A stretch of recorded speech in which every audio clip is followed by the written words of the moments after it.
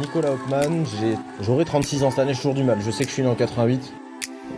Les crosses, tu vois, le cross de l'école, parce qu'à l'école primaire on avait des crosses déjà, c'était la corvée, ça m'intéressait pas, courir c'était une catastrophe, ça m'intéressait pas du tout. Et donc j'arrivais très régulièrement plutôt au fin fond du classement ça me passait au-dessus. Quand j'étais gamin, j'ai plutôt fait de la musique. On s'est dit pourquoi pas créer un nouveau truc. Cette année on va déjà faire simple et après on fera des trucs un peu décalés. Pourquoi on pense à du décalé? Parce que simplement on voit que il y a pas mal de choses qui commencent à être décalées en termes d'orga et qui attirent beaucoup de monde. Donc on a imaginé ça et puis finalement on vient de créer et de lancer l'organisation du Haute-Marne Tri, une épreuve accessible à tout le monde.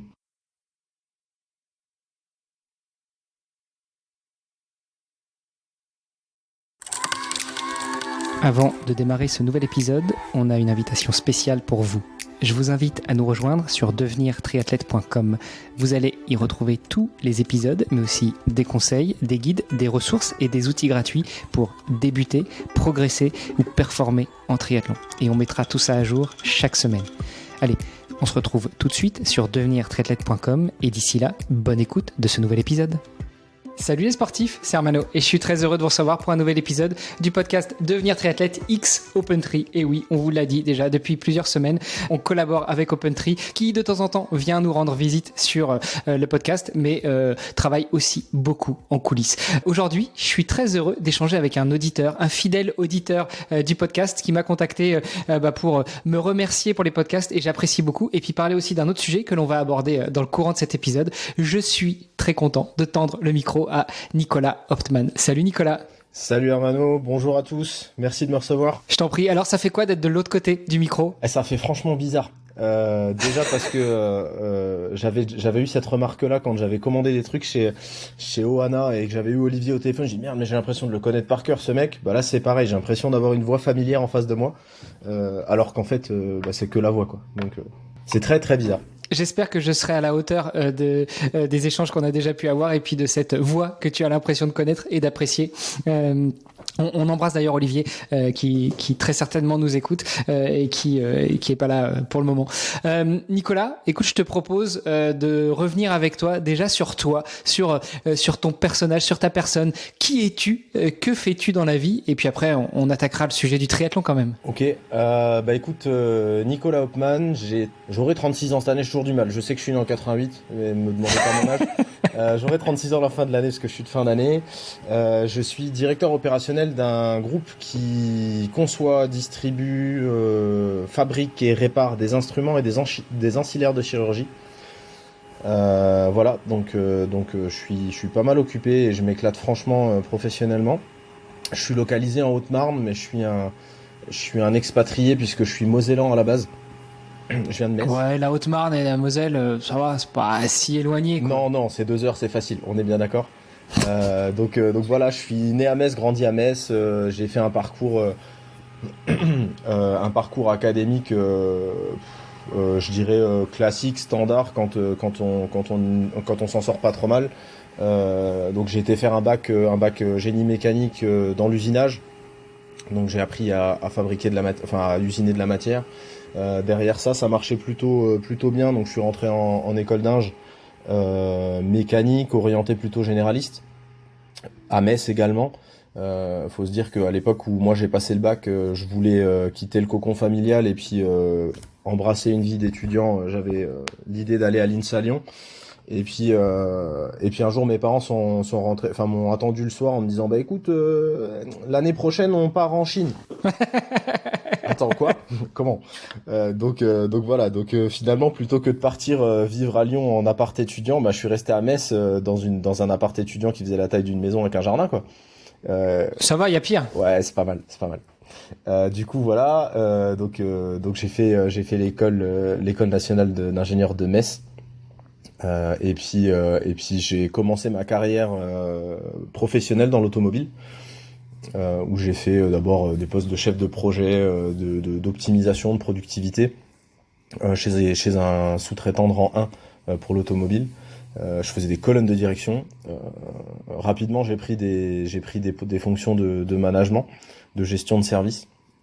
Et puis voilà, j'ai grandi au sein de cette société. Et puis au bout de 8-9 ans, j'ai été voir un petit peu ailleurs si l'herbe était plus verte. Spoiler alerte, elle y était pas. Ouais, spoiler alerte, elle est rarement plus verte dans le champ d'à côté. Mais pour autant, elle n'était pas plus belle, mais elle n'était pas plus verte, mais ça m'a permis de me poser d'autres questions et notamment aussi d'apprendre beaucoup. J'ai eu une expérience qui était intéressante parce que j'ai beaucoup appris d'autres choses que je n'avais pas vues dans ma première expérience. Et suite à quoi j'ai eu une opportunité de partir en Haute-Marne pour changer complètement de domaine d'activité et de partir dans le médical. Donc je suis arrivé en Haute-Marne il y a 5 ans maintenant, d'abord pour faire des prothèses, donc toujours dans des fonctions de management, gestion de service, gestion de production, etc. Mais pour faire de la prothèse et un petit peu d'ancillaire. Donc l'ancillaire, pour préciser, c'est la boîte à outils du chirurgien. Mais l'outillage spécifique, on va dire. Donc pour poser une prothèse de genou, il faut des ancillaires de chirurgie de genou. Ça reste des outils de pose. Donc voilà. Et puis donc ça se passait plutôt bien et je m'éclatais. Et puis j'ai eu une super proposition il y a 1 an pour rejoindre le groupe dans lequel je travaille aujourd'hui, pour prendre la direction d'abord d'une usine, et là je viens de prendre la direction de l'ensemble du groupe. Donc voilà. D'un point de vue pro qui je suis, certains diront, ça m'a fait rire ça, mais certains diront mais quel boomer celui-là qui se définit par son boulot, c'est quoi ça, c'est pas ça la définition d'une personne. Mais pour autant, moi c'est clairement comme ça que je me définis, parce que je m'éclate dans ce que je fais, donc voilà. À côté de ça, on en a un petit peu parlé en off, mais j'ai la chance d'être accompagné par une femme formidable. Qu'on salue d'ailleurs. Qu'on salue au passage. Je pense qu'elle nous écoutera. Et d'ailleurs, c'est pas du tout télescopé une femme formidable. Non, c'était pas du tout des éléments de langage qu'elle t'a fourni juste avant l'épisode. J'ai pas de liste. Je promets que je n'ai pas de liste d'éléments de langage à utiliser pour le podcast du jour.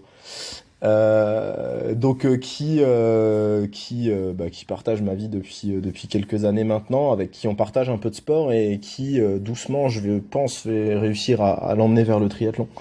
Mais on en discutera peut-être un peu plus tard. Si tu veux, j'ai un bon podcast à te recommander. Ça s'appelle Devenir triathlète. C'est pas mal. Le pitch du podcast, c'est d'inciter les gens à devenir triathlète et puis après à progresser, puis après à performer.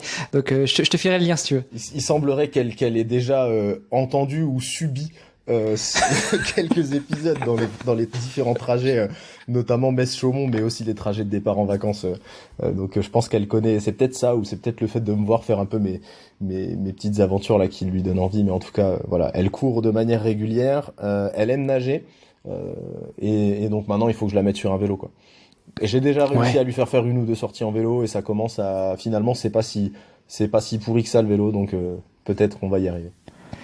Écoute, on croise les doigts, on suivra d'ailleurs. Comment ça se passe? Tu t'hésiteras pas en off, tu fileras son numéro et puis je la stresserai un petit peu toutes les semaines, un petit SMS pour lui demander où elle en est. Ouais, toutes les semaines, c'est peut-être un peu violent quand même. Ouais, c'est un peu violent. Alors après, il faut aussi se dire que, c'est bien, je vais parler d'elle, je vais être récompensé. Mais il faut se dire qu'on a l'habitude de dire dans la famille un projet à la con à la fois. Et elle, en ce moment, son projet à la con, c'est médecine, parce qu'elle a repris ses études de médecine. Elle a repris des études pour faire médecine il y a quelques années. Et donc en ce moment, le sport, c'est vraiment quand elle a un petit peu de temps, et Dieu sait qu'elle en a pas beaucoup. Parce que voilà, elle a eu la bonne idée de faire un G, de bosser, puis finalement, c'est pas ça que j'ai envie de faire, qu'est-ce qu'on fait? Et puis bon, allez, je repars en médecine, quoi. Écoute, tu la féliciteras parce que c'est super courageux comme démarche, surtout médecine, des études courtes et rapides, et puis suivre sa voie.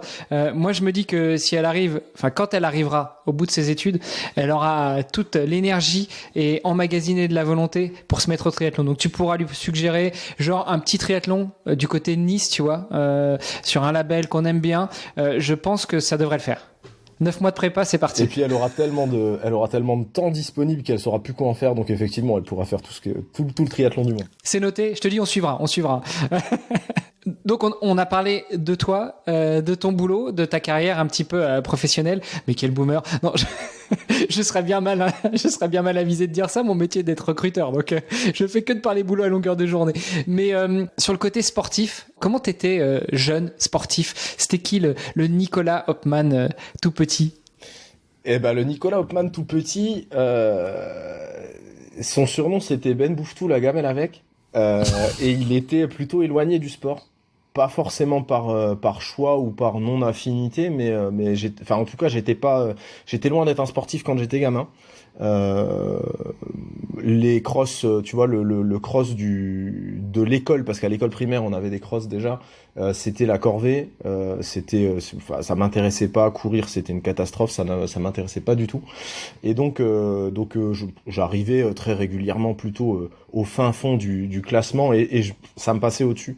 Quand j'étais gamin, j'ai plutôt fait de la musique, beaucoup de musique, parce que c'était une passion familiale. En tout cas, ma grand-mère avait insisté pour que mon frère et moi on se mette à faire de la musique, et donc j'étais vraiment à fond là-dedans.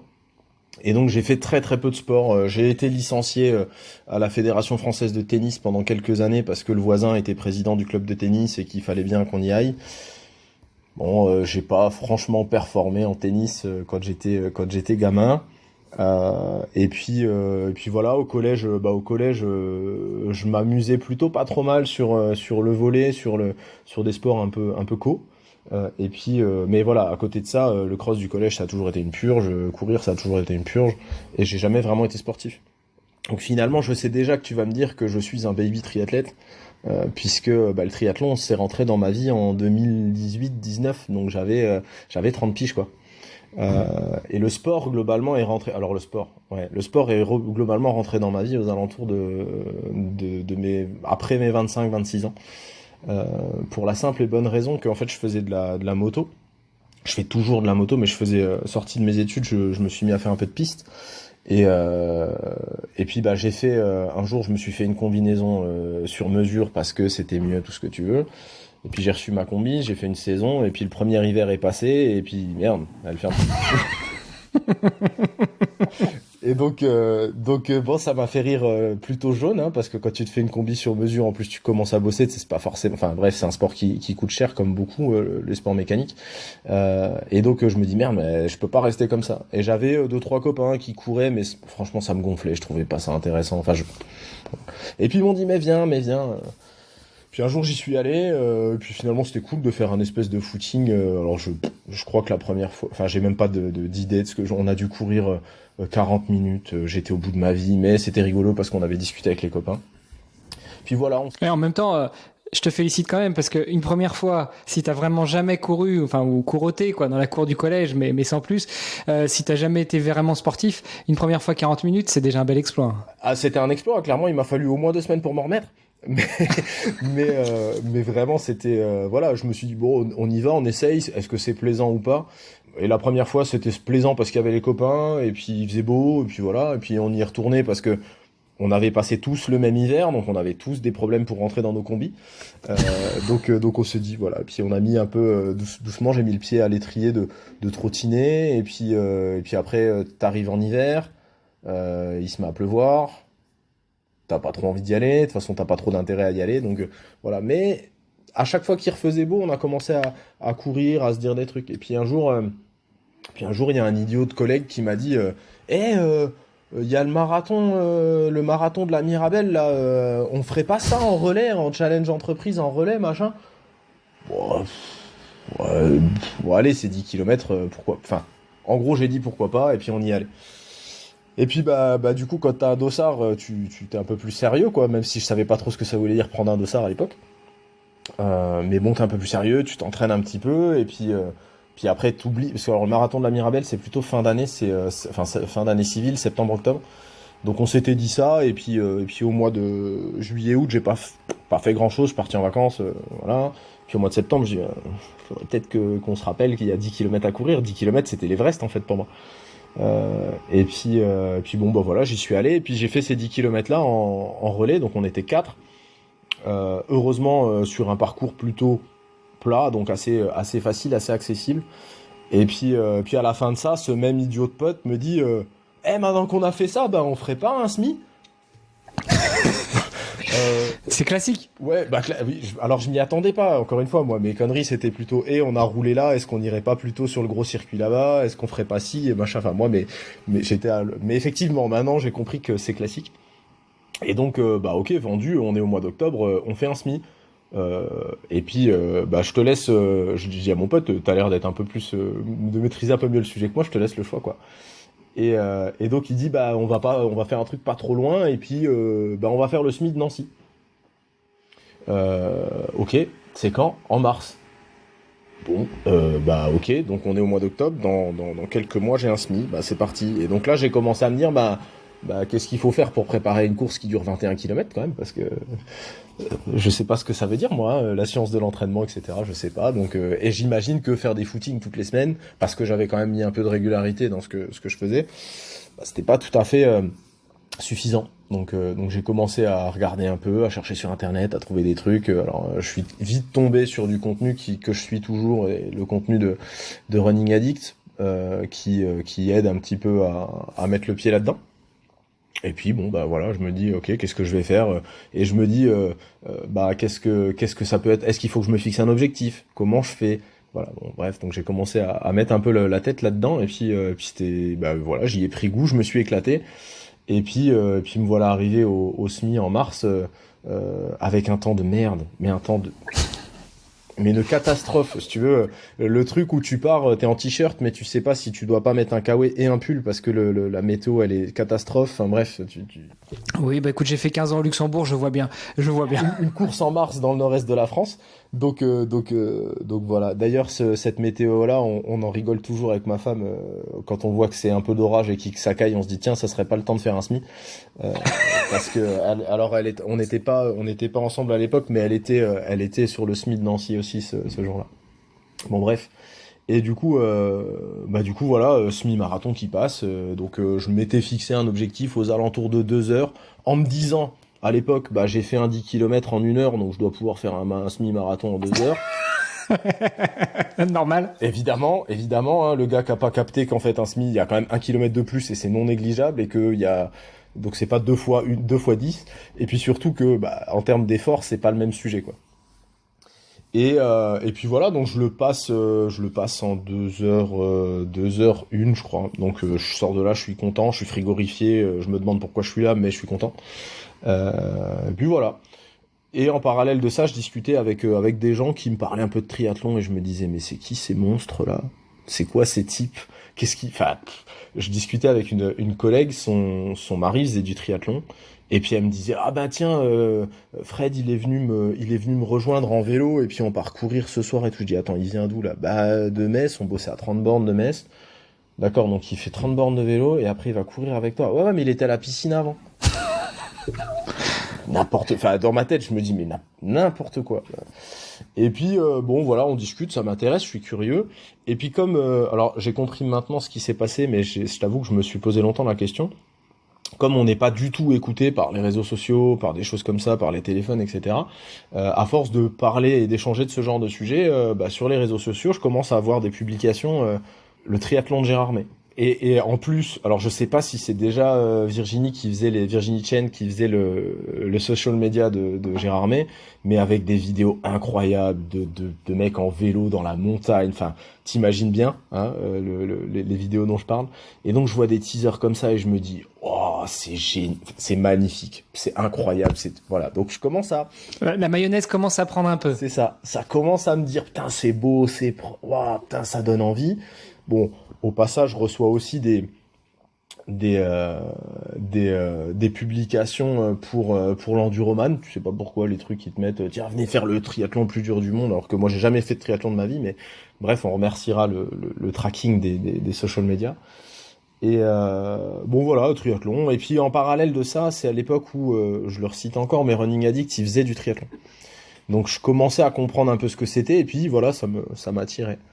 Et puis cette collègue dont je parlais tout à l'heure, un jour me dit, donc elle va faire le triathlon de Gérardmer finalement avec son mari, qui lui fait le L le samedi et fait le S le lendemain matin pour accompagner sa femme. Donc là, vous avez pas l'image, chères auditrices et chers auditeurs, mais c'est beau à voir quand même. Le mec azimuté, où tu te dis, attends, il fait le L. Alors avant, je savais déjà pas ce que ça voulait dire, mais j'étais impressionné. Maintenant que j'ai fait tous les formats à Gérard Armé, je sais ce que ça veut dire. Et j'ai encore plus de respect pour ce garçon. Dis-toi que moi j'ai fait que le M à Gérard Armé, donc le court distance. Et à l'époque, je pète mon dérailleur avant sur la plaque. Donc je descends une côte, je pète le dérailleur et là je me tape la première côte qu'on faisait 2 ou 3 fois, je sais plus. J'ai tout fait sur la plaque, c'était magnifique. Ah, ça devait être bon ça. Ça devait être vraiment pas bon. Oh la vache. Je pense que je serais monté à pied moi. Mais voilà. Et donc bon bref, cette nana là fait le truc, revient de là en disant ah c'était trop cool et tout, c'est hyper accessible, c'est un découverte machin et tout. Bon, ok, soit. Et puis elle reprend des billets, elle reprend ses places pour le refaire. Et puis quelques mois plus tard, parce que bon Gérard Armé c'était déjà la folie, il fallait prendre ses billets en octobre ou en novembre pour l'année d'après. Et quelques mois plus tard, elle me dit au fait j'irai pas à Gérard Armé, je pourrais pas machin, je vais revendre mes billets et puis enfin mon billet et puis celui de mon mari. Ça t'intéresse? Et le mec, ça fait 6 mois qu'il prend du tracking et du retargeting pour le triathlon dans la tronche. Bah évidemment, vas-y. Et du coup, à l'époque, je me pose vraiment la question. Je dis attends, machin. Mais oui, au fond de moi, ça me grattait. Et puis je dis bah écoute, ouais, je vais réfléchir.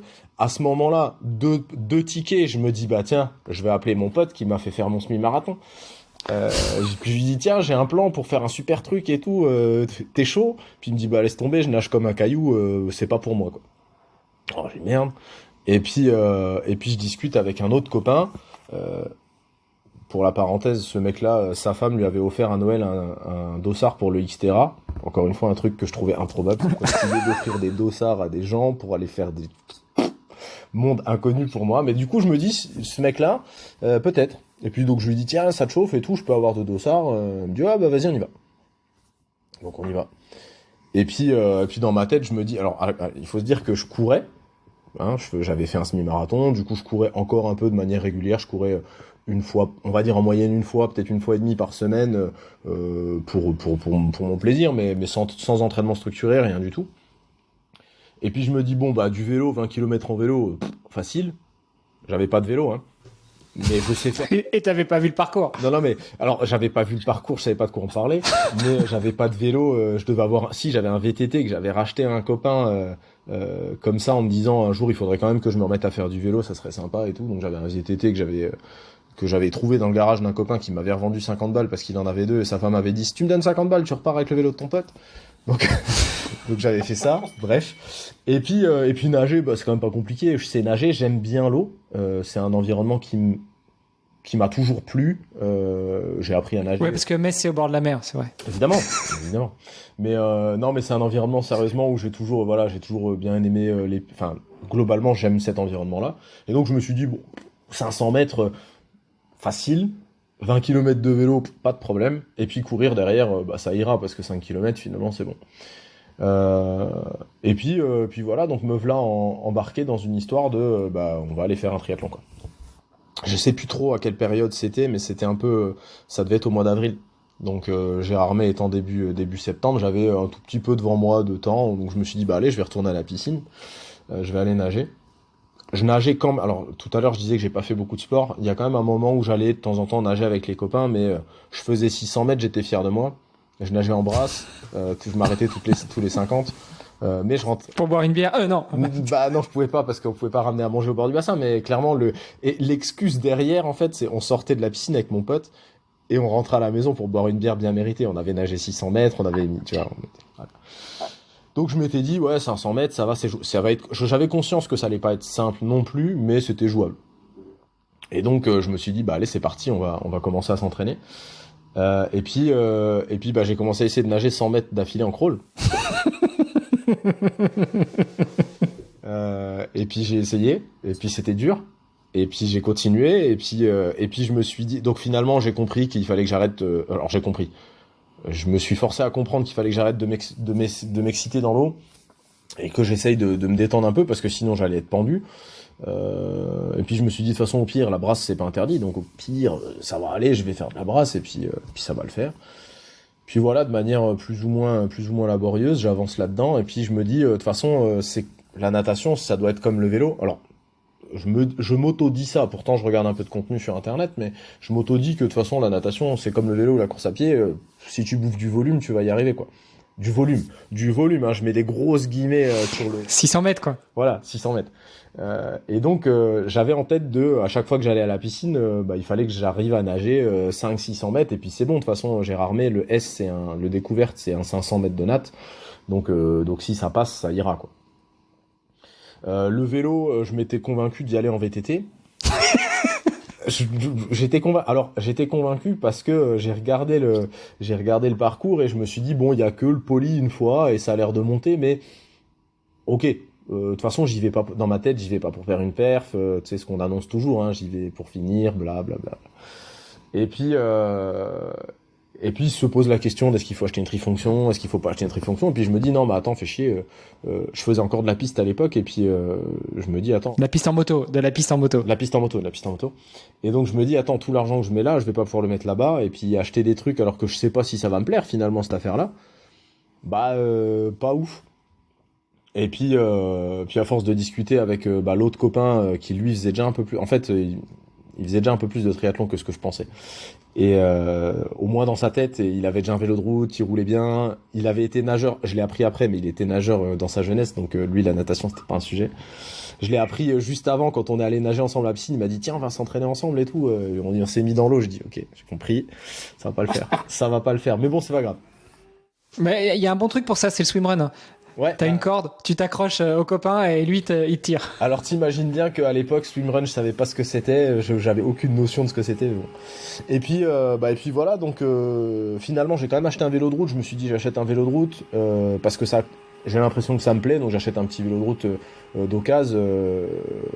Et puis parce que ça m'évitera de perdre trop de temps sur la route, parce qu'il y a quand même un petit peu une notion de performance, toute cachée, mais bref, j'achète un vélo de route. Et puis je m'entraîne, et puis effectivement c'est plaisant, prendre un peu de vitesse en vélo, je trouvais ça cool, chose que j'avais pas l'habitude, donc voilà. Et puis on arrive au jour du triathlon. Alors là, j'arrivais là-bas mais sans stress, vraiment je complètement inconscient en fait. Alors attends, je pense qu'il faut que tu le redises. Tu allais et tu arrivais là-bas sans stress. Je vois le truc gros comme une maison. C'est ça, j'arrivais. Alors il faut dire un truc aussi, c'est que pour la natation, je m'étais posé la question de la combi, je trouve pas de solution. J'avais un autre collègue dans ma nouvelle boîte qui faisait du triathlon qui me dit ah j'en ai une, je t'en prête une et tout. Il m'a prêté une combi qui allait sur la lune. C'était le haut modèle de chez Orca à l'époque, mais on faisait pas la même taille. C'était comme la combi de moto. C'est ça. Mais on faisait vraiment pas la même taille. Il m'a dit mais si c'est bon, ça va le faire et tout. Et puis donc le truc je l'avais mise. J'avais été essayé quand même parce que j'avais pas complètement fou non plus. J'avais été essayé en eau libre. Ça s'était pas trop mal passé. Ça me paraissait compliqué, mais bon bref, j'arrivais à faire 500 mètres à la piscine, donc il n'y a pas de raison que j'arrive pas. Aucune raison. Je te sens arriver le jour du triathlon de Gérard May avec la combinaison, tu ressors tes bleus. Ah bah attends, tu vas voir. Le truc, donc, bref, j'arrive là-bas, plus ou moins, inconscient. En fait, inconscient de ce qui allait se passer. Pour te dire, donc on arrive le matin. Alors c'était un matin à Gérard May où finalement, un vrai temps vosgien quoi. Pas un grand soleil, un bon temps vosgien. Il faisait 3 degrés et demi. On était content de mettre les pieds dans l'eau parce que du coup l'eau à 16,5 ou 17 elle était chaude. Mais voilà, donc c'était un matin comme ça. Et donc on pose le camion, on va au parc, je commence à m'installer et tout, donc je sais pas trop ce qu'il faut faire, mais je regarde je regarde à droite à gauche, ok, ils font comme ça, machin. Et puis on se prépare, et là, oh putain, les lunettes. Elles sont des lunettes. Ok, donc j'avais déjà enfilé la combi qui était trop petite, donc on était rentré au chausse-pied là-dedans, tu vois. J'étais à moitié dans la combi, putain, je trouve pas mes lunettes. Elles sont dans le camion parce que j'étais sûr, j'avais quand même vérifié la veille que je les avais. Donc je repars au camion en courant, en combi et en tongs. J'arrive au camion complètement pendu, je retrouve mes lunettes, je repars dans l'autre sens.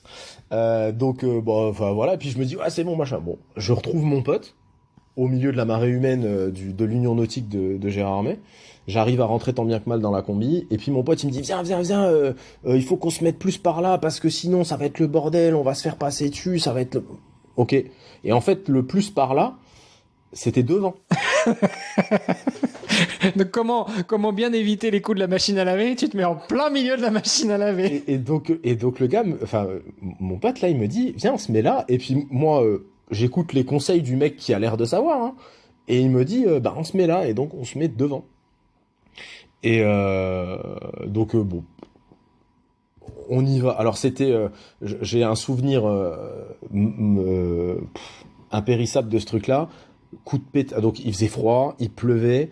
Coup de pétard. Mon pote, il court là-dedans, il se jette dans la flotte. Je le vois plus. Terminé.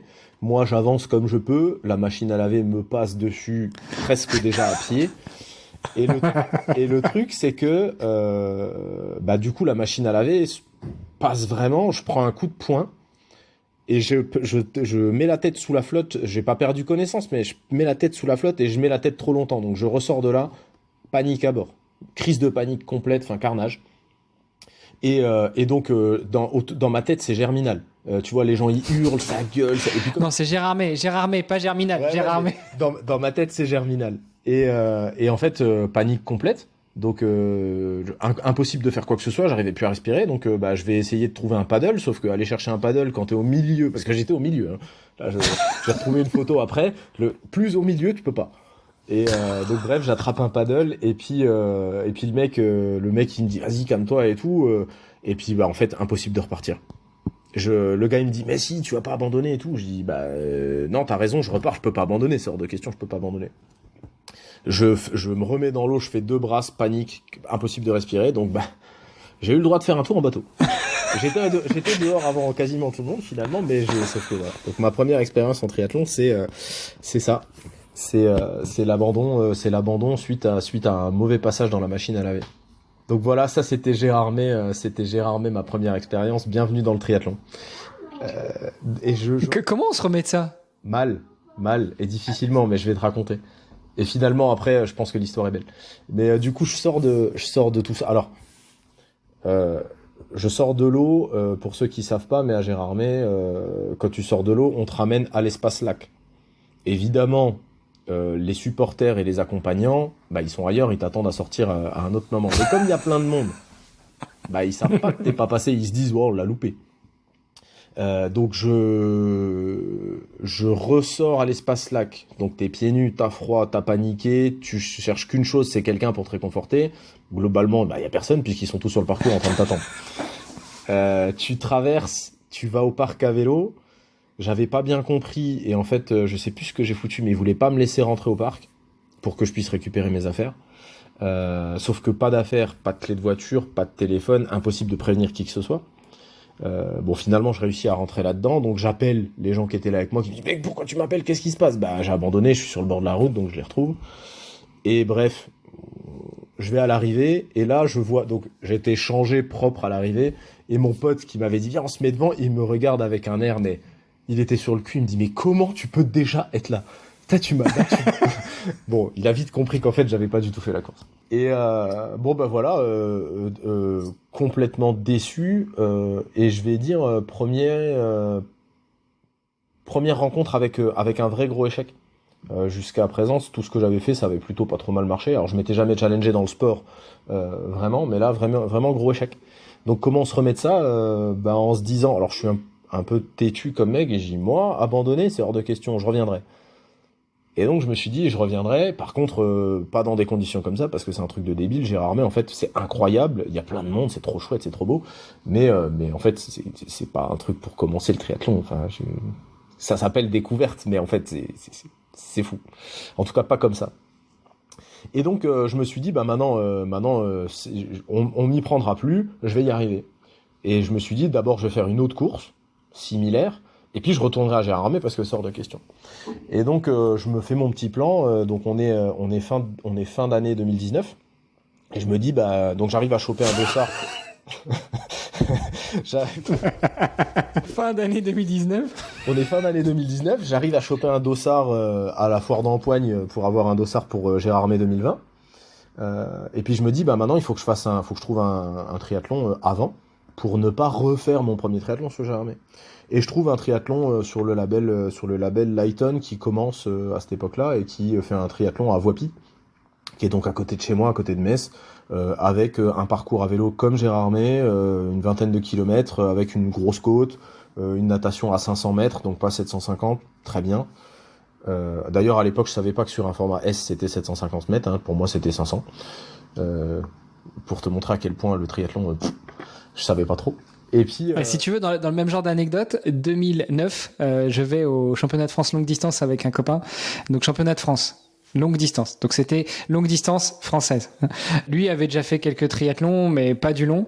Et on arrive là, il est affûté comme une bête. Moi, je suis prêt, j'ai préparé le truc. Et puis, juste avant de partir dans l'eau, on a le briefing et le mec nous annonce, donc c'est un long à la française, donc 4000 de natation. Et là, mon pote, il me regarde, fait quoi 4000 ? C'est pas 3. Ah non, c'est 4. Ah d'accord. Donc 500, 750, c'est un peu la surprise du chef, quoi. Ça va, c'est toujours la surprise. Et donc, bon voilà, je m'inscris à ce truc-là, et puis je me dis, bah maintenant, je vais y aller, je vais me donner les moyens. Alors, je vais me donner les moyens. Je vais m'entraîner plus, je vais nager comme un dingue, je vais aller nager au moins 2 fois par semaine.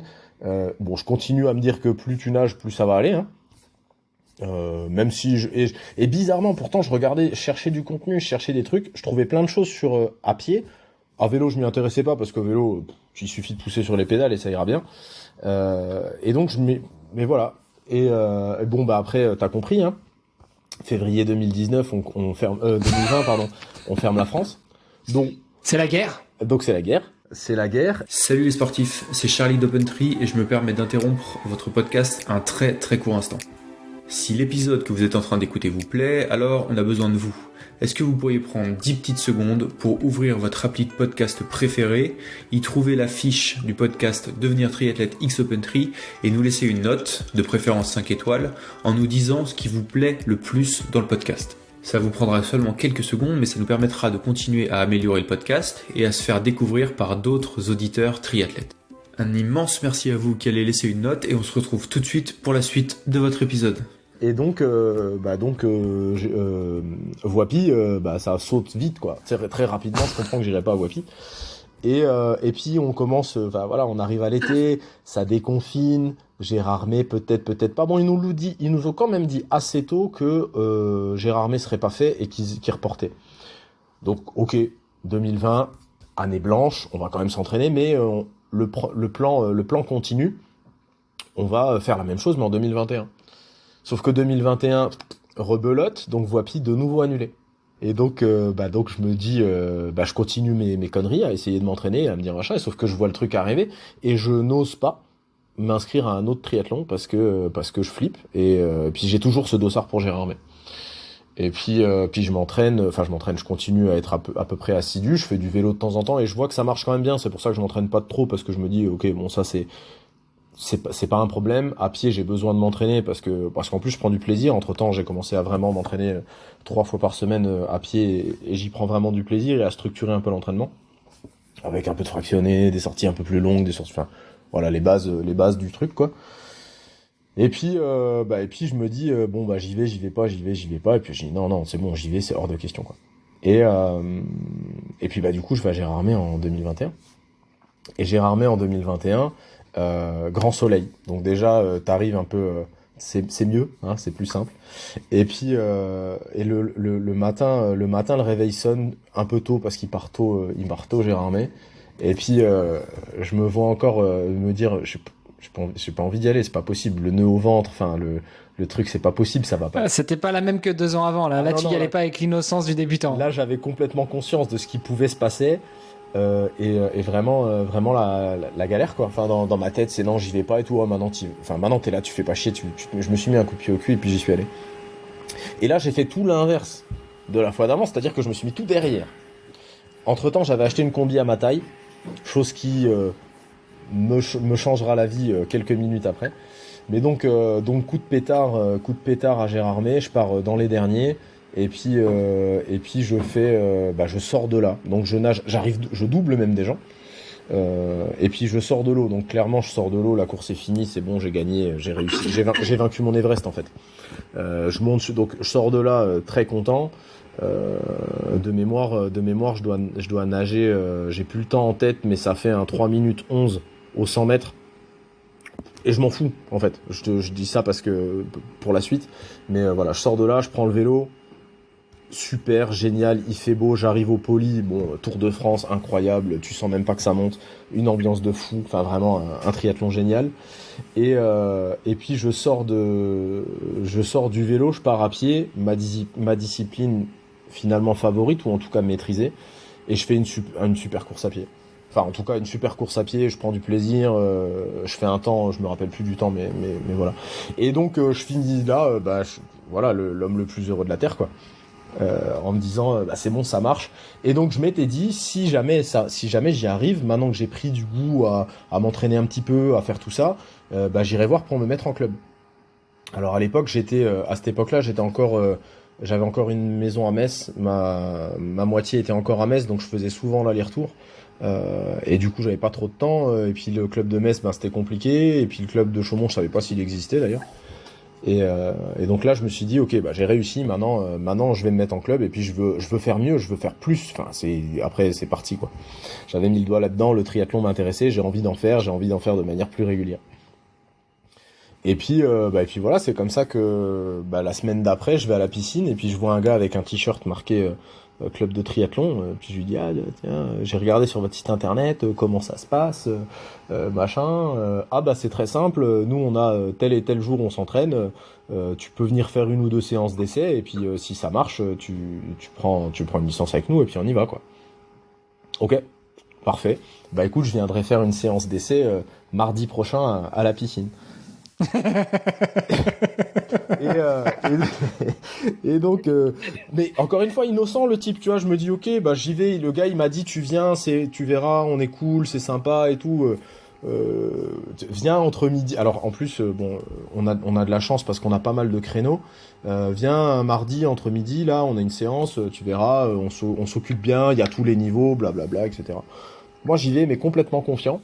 L'autre, chaud de ses 600 mètres d'habitude en préparation de Gérard May, il arrive là et en fait, 600, c'est quoi? C'est l'échauffement? C'est ça. Et en fait, le truc, j'en parlais encore hier soir. J'arrive à cette séance-là, donc j'arrive, coucou, c'est moi. En fait, l'heure de la séance, c'était 12h15. Moi, je me suis pointé au bord du bassin à 12h15. Bon, déjà parce que je quittais le boulot à midi et que le temps d'arriver. J'arrive, vas-y, mets-toi dans l'eau. Il y avait déjà, je vais pas dire de conneries, mais une vingtaine de personnes dans les 3 lignes, parce qu'on avait 3 lignes, qui étaient déjà en train de nager comme des oufs, ça glissait de ouf, et puis moi je me dis, mais attends, comment ça on se met dans l'eau, vas-y, mets-toi dans l'eau, et puis le gars me dit quand même, tu sais nager? Je dis, oui, ça va. Elle me dit, vas-y, mets-toi là, dans la ligne 1, là, et puis je fais un aller-retour que je te regarde, quoi. C'est une piscine de 25, donc l'aller-retour je l'ai fait.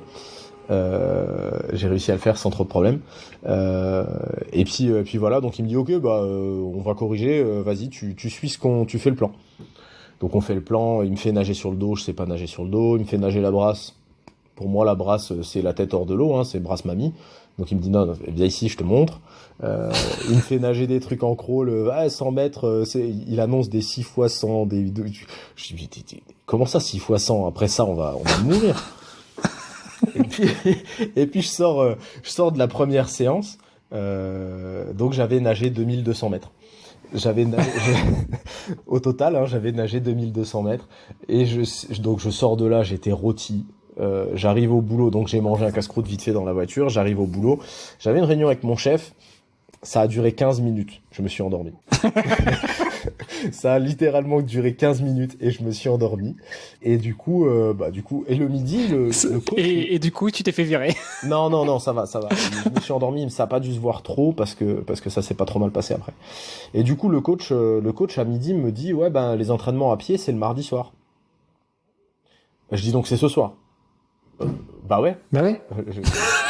Comment ça, on s'entraîne 2 fois dans la même journée? De quoi tu parles?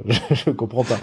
Et donc voilà, il me dit ça. Je dis ok, écoute, je vais essayer de venir ce soir. Avec les horaires, c'était pas forcément simple, mais j'arrive à sortir, et puis je vais courir le soir. Donc je vais nager à midi. Je nage 2 fois plus que tout ce que j'avais nagé dans toute ma carrière de sportif. Et puis le soir, je vais courir. Je monte sur une piste d'athlétisme. On me fait faire des éducatifs. C'est pour ça que tout à l'heure, quand tu parlais de piste, j'ai précisé piste de moto à l'époque. Non, là, on me fait monter sur une piste d'athlétisme en tartan. Enfin, un truc que je sais à quoi ça ressemble. Hein. J'ai déjà vu sur des images et sur des trucs comme ça, mais voilà. Donc, on me fait monter sur une piste d'athlétisme. Il me fait faire des éducs, des machins, des trucs. Je dis, ok, bon. Et puis, on était parti pour. Alors, en général, le mardi, c'est des séances VMA, donc on s'éclate un peu la tronche. Bref, le soir-là, je suis rentré, je me suis allongé et j'ai dormi. J'ai pas mangé. J'avais pas besoin de manger ce soir-là. En tout cas, c'était pas prioritaire. Et puis, en fait, il me dit ouais, donc la piscine, c'est le mardi, le mercredi, le jeudi, le vendredi, le samedi. Non, ça marche pas ça. Ça va pas être possible. C'est juste que on a des créneaux et on peut y aller quoi. J'ai compris ça rapidement, j'ai compris ça ou j'ai voulu comprendre ça. Et puis voilà, du coup j'ai commencé alors t'arrives là-dedans, tu discutes avec des gens donc à l'époque les mecs qui revenaient de Nice. Donc ils te racontent qu'ils ont fait l'Ironman de Nice. J'avais une petite notion de ce que c'était, mais voilà, tu discutes avec des gens dont c'est leur sport depuis des dizaines d'années ou peut-être un peu moins parce qu'il y avait aussi des néophytes et puis tu te rends compte que les gens c'est des tarés en fait. De mon point de vue à l'époque, c'est des tarés. Les mecs ils s'entraînent 2 fois par jour, 3 fois par jour. Il y en a aussi qui s'entraînent beaucoup moins et je fais attention. Enfin, je vais modérer tout de suite ce que je dis. Il y a aussi des gens qui s'entraînent 2 fois dans la semaine et qui profitent tout autant du club, de l'ambiance du club et de ce sport-là. Je dis ça, je fais cette petite parenthèse là parce qu'aujourd'hui, tu le sais, mais les auditeurs le savent pas encore. Mais aujourd'hui, je suis président du club de triathlon. T'as compris, hein, je pars de newbie à aujourd'hui, je suis président du club et je fais attention à pas trop parler que des gens qui font du sport à outrance parce que ça a tendance à faire peur et à inquiéter les gens et donc à les empêcher de venir nous voir, venir discuter, faire des entraînements avec nous, partager avec nous et se lancer. Et du coup, les gens se lancent tout seuls dans leur coin, comme moi à l'époque, et moi je sais ce que ça donne de se lancer tout seul dans son coin. Donc vaut mieux venir discuter avec des gens qui ont un peu d'expérience pour pouvoir avoir des conseils, en fait. Simplement avoir des conseils. Et on n'est pas obligé, quand on fait du triathlon, de faire du sport 2 fois, 3 fois dans la journée, tous les jours, c'est pas une obligation. Mais voilà, en tout cas à ce moment-là, je rencontre des gens qui font ça. Je me rappelle la course à pied, t'as quelques références sur course à pied et tout. Je dis, non, c'est quoi ton temps aux 10 km? Je dis, écoute, il y a 3 ans, j'ai fait 1h02 sur un marathon en relais. Ouais, ok, d'accord, c'est déjà une référence. Bon, ouais, je sais pas. Puis je discute avec des gens qui sont là, qui me parlent de 30... 35 au 10. Non, mais j'ai des gens qui me parlent de 34, 35, 40, 41. Je dis, sur quelle distance? 10 km. Ok. Écoute, tant mieux, hein, les gars, j'ai pas de problème, mais moi j'ai pas cette prétention-là. Et en fait, les gens ils te disent ça, mais pas tu sens bien que c'est pas pour dire moi je suis fort, c'est juste non. Tu me poses une question, je te pose une question, la réponse elle est la vraie réponse quoi. Et puis voilà, et du coup on commence à discuter, qu'est-ce que pourquoi t'es là, est-ce que t'as envie de faire des compétitions, est-ce que voilà. Et puis en fait je me dis moi tout de suite je me suis dit oui, j'ai envie de faire des compétitions parce que finalement dans ce sport pour faire le sport, le triathlon, c'est difficile quand tu fais pas de compétition. Parce que les enchaînements c'est toujours compliqué, ça existe, on y arrive, hein, mais voilà, donc je me suis rapidement dit oui, j'ai envie de faire des compétitions. Est-ce que j'ai envie d'en faire 5, 10, 15, 2 dans l'année, j'en sais rien, mais en tout cas, j'ai envie de faire des compétitions. Et surtout, parce que ce que j'ai pas dit, c'est qu'à la fin de Gérard Armé, que j'ai fini, j'ai dit, maintenant, level up. Et exactement, level up. Donc je me suis dit, l'année prochaine, je fais le distance olympique. Aucun doute.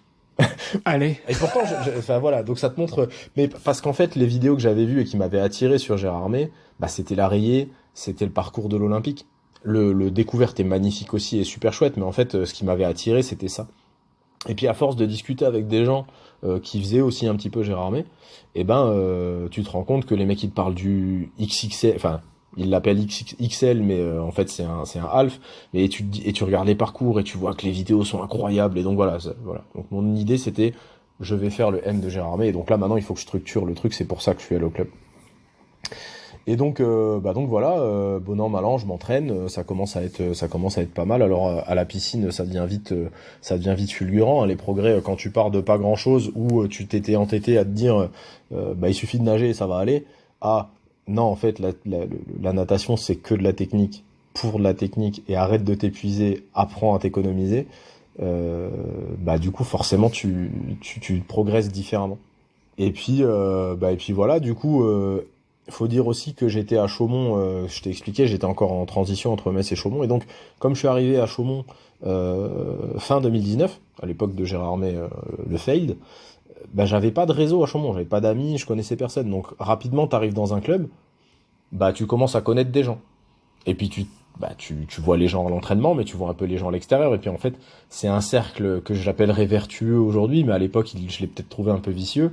C'est que à force de traîner avec des gens qui te parlent de triathlon et qui te disent tiens moi je vais faire ça, tiens je vais faire ça, tiens est-ce qu'on ferait pas ça, tu t'y vas, tu mets le doigt dedans, et puis là où mon cercle de Metz qui était plutôt orienté, on a fait la fête quand on était ado et jeune adulte et on a fait de la moto et notamment on a fini sur la piste. Et là en fait mon cercle est en train de se construire autour du sport et du triathlon. Et puis voilà. En plus tu rentres dans une assoce, il y a des orgas parce que donc on est une assoce avec une école de tri, il y a pas mal de jeunes dedans, on a un coach salarié. Qui fait des merveilles, tant avec les gamins qu'avec les adultes d'ailleurs. Et puis du coup, tu progresses, il y a un peu d'émulation. Tiens, on a besoin de bénévoles parce qu'on fait notre bike and run annuel. Bike and run? C'est quoi de quoi tu parles? Bike and run. Bike and run, machin, ok, c'est, on court, il y a une équipe avec un vélo et puis on se passe le vélo. Alors chez nous, on a le droit de poser le vélo et de partir en courant, mais chez les voisins à Dijon, on n'a pas le droit parce que c'est pas la même ligue. Oh là, ça me paraît compliqué ton histoire, mais ok, je viens et puis on verra bien ce que ça donne. Du coup, tu passes le week-end à aider à de l'organisation, tu rencontres d'autres gens, tu te rends compte qu'en fait les gens ils sont plutôt sympas ou aussi tarés que toi, j'en sais rien, mais en tout cas tu crées des affinités et puis tu continues d'engranger ce réseau, finalement c'était mon nouveau réseau personnel. Et où plus t'avances et plus tu baignes avec des sportifs, parce qu'au bike and run il n'y a pas que des triathlètes, il y a aussi des gens qui viennent d'autres clubs, etc. Donc tu discutes de sport, etc. Et puis tu mets les doigts dedans, et puis 3 mois après ou 4 mois après, maintenant c'est l'heure d'organiser le duathlon. Le duathlon. Le quoi? Et le duathlon, est vraiment pendant 2 minutes je me suis dit, non, c'est biathlon avec un fusil et des skis. Et de toute façon, à Chaumont, ça marche pas. Mais vraiment, 2 minutes dans ma tête, je me suis dit, quoi il parle? Et donc, ok, très bien. Et tu t'es dit que tu retournais à Gérard May, quoi. Non, je me suis, en plus, ils m'ont dit, on fait ça sur le terrain, à côté du terrain militaire, là-bas au fond. Je dis, oh là là. Et donc, tu vois, ça fitait un petit peu avec l'histoire du fusil. Ouais. Mais, quand ils vont m'écouter, parce que je pense qu'il y en a quelques-uns qui vont m'écouter, ils vont sûrement rire parce que ça, je leur ai jamais dit. Mais du coup, vraiment, duathlon, je rentre à la maison, à Google est ton ami, duathlon. Ah, d'accord, ok, ça fait partie de la Fédération des sports enchaînés, qui est couvert sous l'égide de la FF3, etc. Bon, ok. Et puis on organise le duathlon. D'ailleurs, il y avait un appel à bénévoles pour gérer un peu des pôles, parce que on est un petit club et donc il fallait se répartir les tâches. Puis moi j'arrive là-dedans et on me dit je dis moi je veux bien prendre un pôle et gérer un pôle. Je sais pas organiser des duathlons. Par contre plus jeune, j'ai fait de l'associatif, j'ai fait beaucoup d'associatifs.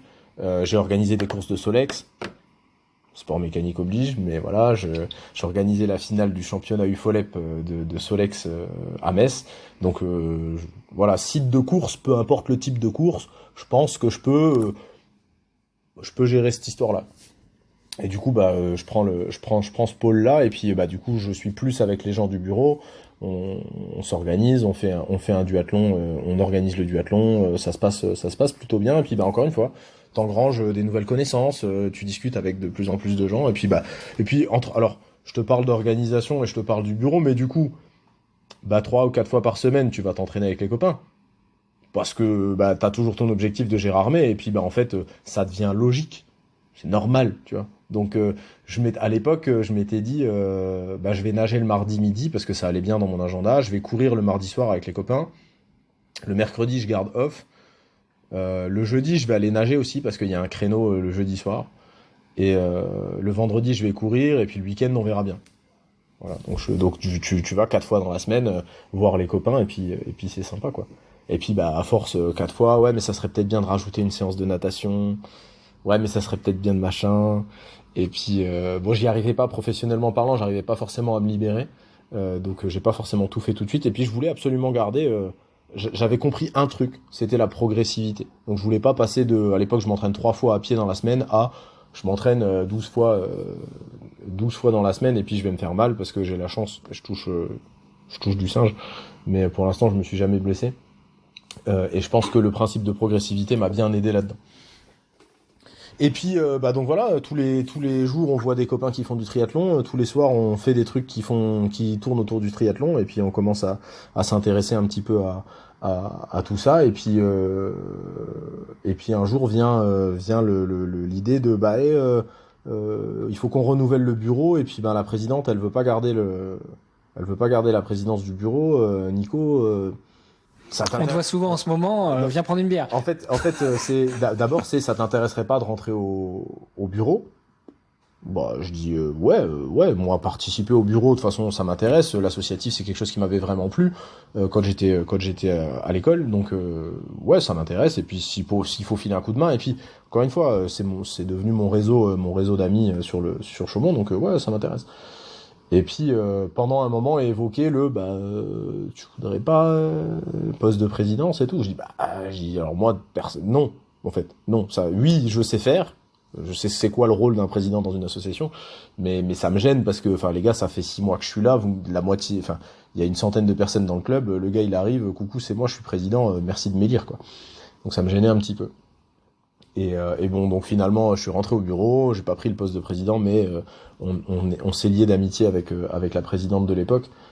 Et donc en fait, je l'ai aidé, et j'ai pas mal aidé sur son mandat, avec dans l'optique de l'année suivante récupérer ce poste-là, quoi. Donc voilà, aujourd'hui, je suis président de l'assos de triathlon et donc du club de triathlon de Chaumont. En parallèle d'être un athlète aussi du club quoi. Voilà, alors je crois que j'ai beaucoup digressé par rapport à la question de base. Non, mais écoute, la question, voilà, c'était d'en savoir plus sur toi, qui t'es, ce que tu fais, et puis tes implications dans le club. Parce que effectivement, tu me l'avais dit que tu étais président du club de Chaumont, mais voilà, c'était, moi j'ai adoré. On y est arrivé, hop, et puis on s'est bien marré entre temps avec tes anecdotes. Je suis sûr que tu en auras encore des milliers à nous raconter. Mais... on pourrait passer la journée à discuter de ça, parce qu'en parallèle de ça, pour revenir un peu sur le côté sportif, donc je me dis, je vais à Gérardmer en M. Donc je m'entraîne entre-temps l'année là, je sais plus ce que j'ai fait comme autre triathlon. J'ai dû faire le triathlon. Si j'ai fait le triathlon des lacs à Lusigny, pas très loin de Chaumont. Donc le triathlon S pour avoir un triathlon dans les pattes. Et puis je m'étais dit de la même manière parce que j'avais quand même appris, pas que con le gars. De la même manière que le S, il faudrait faire une course similaire pour s'entraîner. Je vais faire une course similaire pour m'entraîner sur la distance olympique avant Gérardmer. Et donc j'avais ciblé encore un label Lighton, mais à Pierre Percé. La course n'existe plus aujourd'hui parce qu'il y a eu des problèmes d'hygiène dans le lac a priori, donc il n'y a eu qu'une seule édition pour l'instant. Ils espèrent y revenir, mais voilà. Parce qu'on nage pas dans le joli lac de Pierre Percé, on nageait dans le lac EDF. Qui est juste en dessous de la côte, hein, mais bon voilà. Et donc voilà, donc je m'entraîne, je fais ces trucs-là, ça se passe globalement bien, je prends de plus en plus de plaisir, je m'éclate, finalement, force est de constater que je suis pas si mauvais que ça, j'ai aucune prétention sur mes temps, mais même le premier Gérardmer, je finis premier tiers de classement. Je le fais pas pour le temps, hein, mais je finis premier tiers. Et donc je me dis putain, en plus c'est satisfaisant. Je le fais pas du tout pour ça, mais c'est hyper satisfaisant. Enfin, le premier Gérardmer que tu finis, tu veux dire. Le premier Gérardmer que je finis. Non, pour être bien clair, le premier Gérardmer que je finis. Voilà, donc je finis premier tiers de classement. Donc en fait, à chaque fois que je fais une course, j'y vais avec un objectif en tête de temps pour moi. Et puis le résultat il est toujours un peu satisfaisant, et puis mes objectifs de temps ils sont toujours très conservateurs parce que je suis conservateur et que j'ai peut-être peur de me challenger au départ, mais à chaque fois j'arrive et en fait je fais mieux que mon objectif, et voilà. Donc en fait, c'est cette petite roue qui tourne et qui me dit, ok, putain, c'est cool, ça marche, c'est intéressant, et puis je prends du plaisir à l'entraînement, je prends du plaisir sur les compètes, et donc c'est cool. Et puis donc pendant la prépa Gérardmer le M, il y a un jour où j'ai mon pote avec qui j'ai fait mon premier tri où j'ai pas fini là, et un autre copain qui me dit ouais tiens on va faire 100 km en vélo. Bon alors entre-temps j'étais devenu un peu comme ces gens-là et donc le 100 km me paraissait plus complètement farfelu, même si c'était un gros morceau hein, mais ça me paraissait plus complètement farfelu. Et donc Et ça c'est le samedi matin entre réveil à 6h avant de rapporter les croissants à la maison, c'est ça? Alors non, à l'époque là, je crois qu'on était parti sur une après-midi, mais c'était l'épopée hein. Tu vois, c'était on se prépare, on va rouler 100 km quoi. Le truc comme je préparais un week-end de moto que ça soit piste ou pas piste, mais voilà, le truc on avait fait le plan, on avait dessiné l'itinéraire, on avait je sais pas, je devais avoir 4 chambres à air dans le dos. Enfin, tu vois, le truc truc de fou quoi. Je partais pour l'aventure. On avait prévenu, on va passer là, là et là. Si vous avez pas de nouvelles de nous à tel moment, c'est qu'on s'est pas arrêté. On a peut-être enfin, on partait à l'aventure, on partait à la guerre en fait. Enfin, dans ma tête, en tout cas, je partais à la guerre. Et puis on part, on fait ces 100 bornes, et étonnamment, alors du coup, moi, je m'entraînais pas vraiment à vélo, mais un peu de mon côté. Mais donc on fait les 100 bornes, et puis à la fin des 100 bornes, les copains étaient globalement fatigué, moi aussi, je vais pas dire que j'étais frais. Et les deux me disent, putain, t'imagines qu'il y a des mecs, après ça, ils courent ainsi. Ils vont courir. Et puis, je me rappelle avoir fermé ma bouche, parce que dans ma tête, je me suis dit, bof. Alors, j'ai bien conscience que c'était complètement taquin hein, de dire ça, mais vraiment dans ma tête, je me suis dit, bah c'est pas inhumain en fait. C'est pas inhumain. Et mais voilà, c'est tout. Je me suis dit dans ma tête, je suis rentré à la maison, je me suis dit ok, bah écoute, il faut s'entraîner, mais c'est pas, je me sentais capable d'aller courir après ça. Alors qu'il y en a un des deux qui disait bah moi là tu me demandes de courir, c'est cuit quoi. Et moi je me sentais vraiment et en plus on n'avait pas chômé, je crois qu'on avait roulé un truc comme 28 de moyenne, donc plutôt une bonne moyenne sur un parcours relativement plat. Mais voilà, donc j'étais fier du parcours. En plus j'étais fier, j'avais fait 100 km, donc le truc incroyable, sans aucune crevaison. Donc voilà. Mais donc 100 km avec 4 chambres à air pour rien dans le dos. C'est ça, avec du poids et de l'aéro en moins. Mais ça, c'était pas le sujet de l'époque. Et donc voilà, dans ma tête, je me dis bah ok. Et donc je me dis ok, c'est pas surhumain. Et puis bon voilà, donc on continue. Je vais à Gérardmer l'année d'après. Et donc sur le distance olympique. Sur le distance olympique. Et dans ma tête, alors c'est marrant parce qu'au fur et à mesure tu discutes avec des gens qui sont triathlètes, qui sont pas triathlètes, tu parles de Gérardmer. Finalement, alors c'est peut-être parce que je baigne de plus en plus dedans, mais le triathlon commençant à être un peu plus à la mode, on remerciera l'équipe de France olympique qui est incroyable et tous les Français qui brillent sur tous les circuits. Mais du coup le triathlon commence à être un peu plus connu. Et donc tu dis que tu vas faire Gérardmer distance olympique, les gens ils te regardent avec des étoiles dans les yeux, ils disent oh c'est incroyable ce que tu vas faire et tout machin. Et donc finalement je génère un petit peu d'intérêt, de cohésion. Les gens tu sais s'intéressent au projet en disant tiens tu vas aller faire Gérardmer, donc il y a des gens qui comment ça se passe etc. Ton entraînement et tout. Bon. Et puis bon voilà, j'arrive à Gérardmer. J'arrive à Gérardmer la veille et je vais voir les grands, ceux qui font le XL. Je vais voir les grands parce que j'ai 2-3 copains qui sont parce que du coup j'ai des copains triathlètes. Je me suis fait des copains triathlètes et puis donc j'ai des copains qui sont là-dessus, donc je me dis oh ça doit être fou, je vais aller les encourager, je vais aller voir ça, enfin voilà. Et puis en parallèle de ça, j'avais compris mais pas tout à fait que un des anciens présidents du club de Chaumont avait une fille qui faisait du triathlon à haut niveau. Et puis, moi j'avais réservé mon week-end à Gérardmer, j'avais trouvé un super Airbnb, de la place partout, je m'étais dit peut-être qu'il y aura des copains, donc j'avais réservé un truc 12 ou 13 places. On est 12 ou 13 places pour... Non mais parce que mais c'est ça, t'es blindé, t'es ingénieur, tout ça...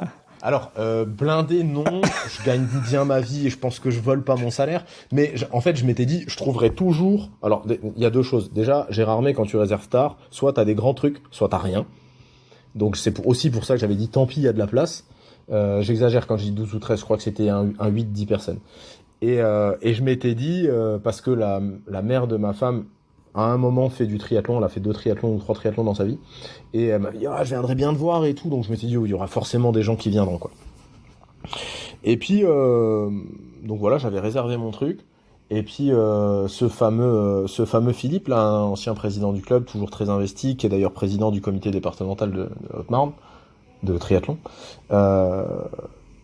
me dit, tiens, tu vas à Gérardmer, ouais, t'as pas un peu de place dans ton Airbnb là, parce que Alex, elle trouve que dormir dans le camping-car la veille de la course, ça fait un peu, elle a pas très envie, quoi, elle sera pas trop reposée. Et là, du coup, je comprends que en fait, sa fille c'est Alexia Bailly. Et que en fait j'ai une triathlète pro qui va venir dormir avec nous la veille de sa course, voilà, donc j'ai dit ok, donc c'est raison de plus pour aller encourager sur le XL, parce qu'en fait j'avais quelqu'un qui était là, quoi. Donc de manière assez, alors j'avais compris que c'était une histoire de triathlon dans cette famille, hein, donc la famille Bailly, ils sont quelques-uns, et j'avais déjà, alors ils sont 4 enfants dans la famille. Alex, de mémoire, c'est la 2e ou la 3e. Et en fait, la plus petite de la fratrie est encore au club aujourd'hui. Et donc, moi, je m'entraînais tous les jours avec elle. Pour la petite histoire, quand je suis arrivé au club, je nageais un tout petit peu moins bien qu'elle. Aujourd'hui, elle me casse en 1000. Et pourtant, j'ai beaucoup progressé. Mais elle encore plus. Bref, il y a peut-être un peu de génétique, mais il y a surtout beaucoup d'entraînement. Et donc, comme quoi des bornes, tu vois, borner des fois, ça paye. Mais elle fait pas que borner, je pense qu'elle, la technique, elle l'a compris. Et du coup, bref, moi donc je connaissais Louise, et puis j'avais rencontré une fois Cora, qui est une autre de la fratrie, et qui elle aussi a fait du circuit D1 et compagnie. Enfin bref, on est dans une autre sphère, quoi. C'est des gens pour les suivre dans l'eau à pied ou sur le vélo, mais surtout dans l'eau. Quand elle s'échauffe, moi je mets les palmes et je vais à fond et on fait 100 mètres, quoi. Tu vois. Et moi je fais 100 mètres et à la fin je meurs, et elle m'a déjà collé 15 ou 20 mètres d'avance, enfin voilà. Bref, donc je vais ce week-end-là à Gérardmer, donc j'ai Alexia donc on discute de tout et de rien, parce qu'en fait finalement une triathlète pro, c'est une personne normale, sauf que son normal. métier, c'est oui, moi de mon point de vue, des sportifs pros, tu vois, c'est pas comme ça, quoi. Et en fait c'est complètement des gens normaux, mais avec un métier et une hygiène d'entraînement qui sont différentes de ce que nous on peut connaître. Et puis voilà, donc on passe le week-end comme ça, et puis du coup je vais voir la course XL avant moi d'aller. D'ailleurs c'était potentiellement une connerie, parce que encourager des gens sur un parcours comme Gérardmer la veille d'une course, pas fou. Mais voilà. Et donc j'encourage ça, et puis encore une fois j'en prends plein les yeux, et donc le lendemain je vais faire mon M, et je me dis en fait donc ça passe, le M, je m'étais dit 3 heures, je fais 3h0006. Donc ça passe sur le trait, mais je suis content. Et puis joli. À la fin de ce M, je me dis level up. Et donc on va essayer d'aller faire le XL, quoi. Et c'est comme ça que je suis arrivé doucement à faire du longue distance. Donc plus ou moins doucement, parce que t'as compris que ça c'était il y a 2 ans, et Gérardmer longue distance, je l'ai fait l'année dernière, quoi. Donc il y a 5 ans, je faisais pas de triathlon.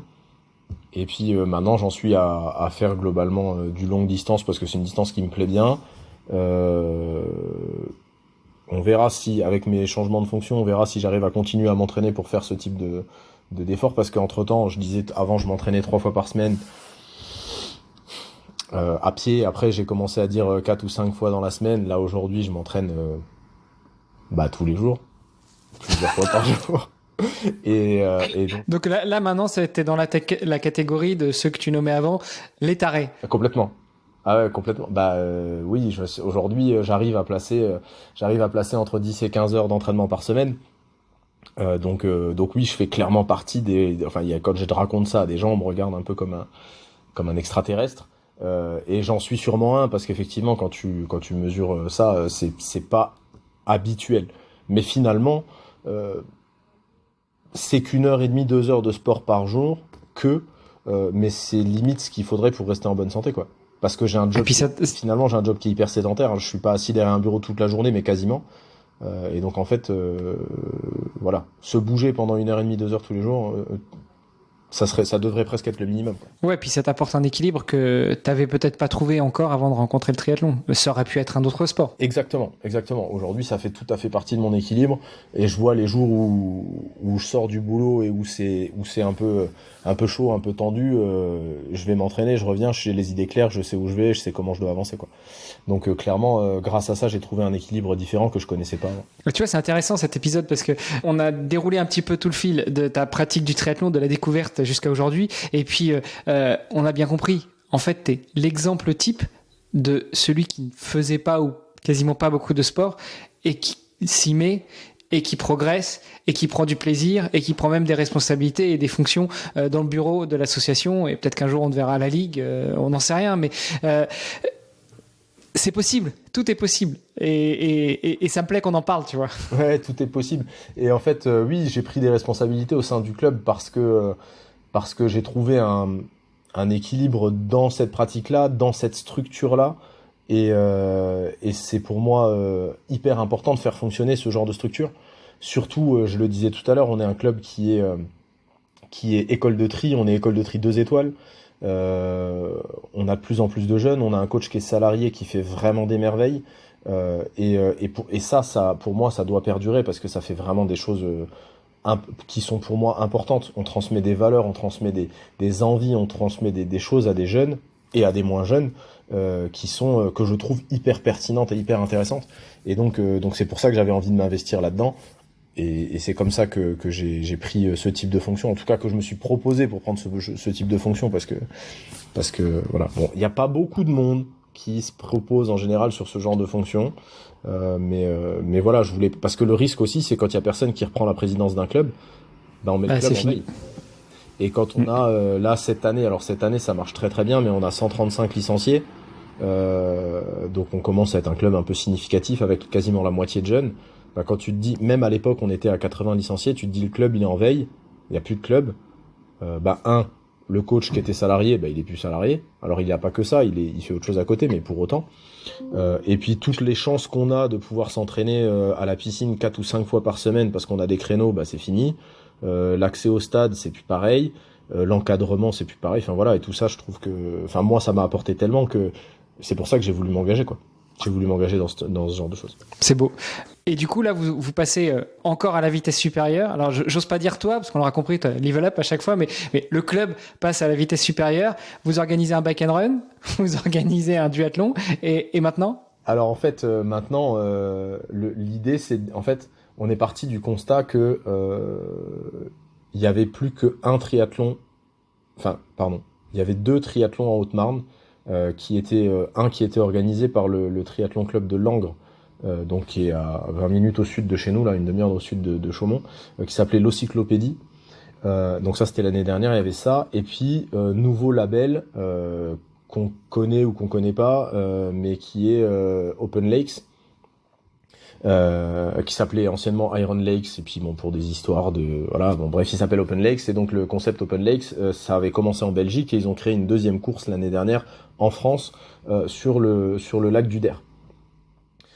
Et donc l'année dernière, il y a eu que 2 triathlons en Haute-Marne, l'Ocyclopédie organisé par un petit club, et un autre bien plus gros organisé par un label privé. Voilà. Et puis cette année, le club de Langres a dit on va pas renouveler l'expérience parce que trop compliqué de trouver des gens, trop compliqué de trouver des financements, parce que c'est une structure un peu comme la nôtre. Alors ils sont plus petits que le club de Chaumont, mais bref, assez compliqué d'organiser des choses. D'autant plus qu'il y a 2 ans, sur une décision globalement incomprise, la veille de l'épreuve est annulée par la préfète parce que canicule. Sauf que on l'a appris le vendredi soir à 21h30, donc autant te dire que tout le monde, tout était fait, tous les frais étaient dépensés. Ils ont été sport, ils ont remboursé tous les participants, mais c'est le meilleur moyen de faire boire le bouillon à un club, de faire des choses comme ça. Ce qui est, enfin voilà, bref, décision incomprise de la préfète, là, le truc est annulé. L'année dernière, du coup, très peu de participants, donc ils ont rebu le bouillon, donc ils ont dit stop, c'est trop d'efforts pour pas grand chose. Et donc nous, on s'est dit, avec Philippe, qui est président du comité départemental de tri, qui est licencié à Chaumont et qui est d'ailleurs mon vice-président, hein, et qui m'aide beaucoup avec toute l'expérience qu'il a, bah merde, en fait, le seul triathlon qui va rester en Haute-Marne, bah c'est un triathlon labellisé, privé, alors qu'on a quand même quelques clubs qui sont des forces vives. Et bon, comme il est un peu comme moi et qu'on a quand même quelques idées de temps en temps, on va dire décalées, on s'est dit pourquoi pas créer un nouveau truc. Et alors je vais pas dévoiler l'idée de base parce que j'ai bien un espoir de la mettre en œuvre un jour, mais cette année on va déjà faire simple. Et après on fera des trucs un peu décalés. Pourquoi on pense à du décalé? Parce que simplement on voit que il y a pas mal de choses qui commencent à être décalées en termes d'orga et qui attirent beaucoup de monde. Faire du fun, faire des trucs un peu différents avec on voit de plus en plus de 24 heures des last man riding en vélo, des 24 heures de trail avec des trucs peut-être un peu extrêmes mais au moins décalés. Je pense au T24 aussi qui commence à bien marcher et voilà. Donc on s'écoute rêver un soir là en train de pendant je sais plus si c'était pendant une réunion du bureau ou pendant le footing, mais bref, on s'écoute rêver et puis on se dit bon maintenant il faut y aller quoi. Il faut qu'on arrive à organiser un truc sous l'égide du comité départemental. On va essayer de réunir tous les 4 clubs du département et de se lancer dans une organisation sur un triathlon, mais un triathlon qui un jour sera costaud. Pourquoi je dis un jour sera costaud? Parce que le duathlon, l'année dernière, le duathlon de Chaumont, on a été championnat Grand Est et support des sélections France pour les jeunes et la D3. Et on s'est dit, ok, maintenant qu'on sait faire ça, on va essayer de choper les France de du. Parce qu'en termes d'organisation, c'est hyper intéressant et c'est aussi l'assurance d'avoir une organisation qui nous fait vivre un petit peu le club. Donc voilà. Sauf que on peut pas tout faire, donc on a fait une autre décision. On s'est dit, on va aller faire un triathlon et on va faire un triathlon qui marche. Et le jour où il marche, on ira chercher les France de longue distance. Donc voilà, donc là on s'est lancé cette année un peu tard parce que entre le moment où on décide de pas faire de duathlon cette année, le moment de voir tous les présidents de club, on s'est dit on va monter un triathlon de toutes pièces et on a regardé un peu ce qui plaisait et ce qui attirait. Et on s'est dit il faut forcément qu'il y ait un longue distance. Donc on a imaginé ça et puis finalement on vient de créer et de lancer l'organisation du Haute-Marne Tri. Alors on l'écrit toujours avec le man en majuscule pour avoir un Ironman, Alpsman pour rester le Striman. Voilà, donc nous on s'est dit on va vers le Haute-Man. Alors aucun rapport avec le risque de confondre mon nom de famille, hein. C'est bien Haute-Man mais avec un petit R. C'est ça, c'est pas Hauptman. Et donc on s'est dit voilà, on va créer un triathlon où on va faire une épreuve accessible à tout le monde, de la découverte. Donc on va faire un XS, c'est non négociable. Mais un XS pas pour que les gamins aillent se tirer la bourre. Ils pourront y aller, il n'y a pas de problème, mais parce que maintenant je comprends ce que ça veut dire XS. Et en fait les XS, c'est les cadets qui vont sur des XS et ils envoient la soupe en fait. Donc donc moi j'ai jamais fait de XS depuis que je suis en tri, mais je sais très bien que sur une petite course entre guillemets de quartier, sur un XS, je vais me faire plier en 4. Mais là l'idée c'est surtout pas ça, c'est de faire un XS avec de permettre en fait des distances complètement accessibles pour que les gens puissent venir s'essayer. Parce qu'il y a plein de gens qui disent j'aimerais bien, mais bon soit les 750 mètres d'un S en natation c'est un Everest, ou les 5 km à pied, c'est un Everest pour certains autres, etc. Donc on s'est dit, pas d'autre option que de mettre un XS et de faire un découverte. Et on va l'appeler découverte. Parce que si on l'appelle XS, ça parle pas. Là-dessus, j'assume avoir copié un petit peu l'idée, notamment d'Open Lakes, qui dit son XS, ils l'ont appelé My First Experience Triathlon. Et ils ont fait sold out. Je vais pas dire de conneries, mais je crois que ça a duré une semaine, ils ont fait sold out. Et c'était beaucoup ça a été rigolo d'ailleurs, parce que du coup moi j'ai fait l'Open Lakes l'année dernière sur le format L. C'était beaucoup sur le My First Experience des conjoints de ceux qui faisaient soit du M, soit du L, soit de l'Iron quoi. Et donc on s'est dit on va surfer sur cette idée-là en disant on fait un truc hyper accessible. Donc XS, on s'est dit il faut un longue distance, et là on s'est dit attends, on va forcément aller nager parce que à Chaumont, il n'y a pas beaucoup de lacs trop proches, À 20 minutes, on a des lacs, 20 minutes de bagnole. Et donc on s'est dit, on va nager à Langres, dans le lac de la Lièze. Et puis on va trouver 90 km de vélo pour revenir à Chaumont. Et on va relier Langres à Chaumont à vélo sur le L. Et donc on s'est fait un délire sur le L en disant que le L c'était plutôt une distance qui était un peu entre guillemets en vogue et qui pouvait ramener un peu de monde. Et puis on s'est dit on va faire un court distance, un olympique aussi, parce que c'est un peu plus accessible que du L, et surtout vu l'heure où on est dans la saison, les saisons sont déjà potentiellement programmées, et donc c'est plus facile de caler un M que de caler un L dans une prépa. Alors tu remarques que je parle comme un mec qui cale des courses au milieu de sa saison, comme à une époque quand on me parlait de ça, je dis mais moi je prévois un S dans un an et c'est bien quoi. Et là je suis en train de dire oui on arrive à caler un M dans une saison. Oui, tu remarques qu'il y a du chemin qui a été fait. Et donc voilà, et puis surtout des courses pour les gamins, parce que déjà ça permet aux jeunes dans le coin pratiquants de venir, ça permet aussi aux jeunes pas forcément pratiquants de venir et d'essayer, parce que y a un peu d'émulation. On a choisi le site de la Lièze parce que c'est un site globalement touristique, donc ça permet sur les courses, donc les courses jeunes et la course XS seront sur le site de la Lièze, donc tout le triathlon aura lieu là. La natation dans le lac, le vélo pas très loin, et puis la course à pied encore sur le site. Et les deux, donc le courte distance et le longue distance, seront en itinérance.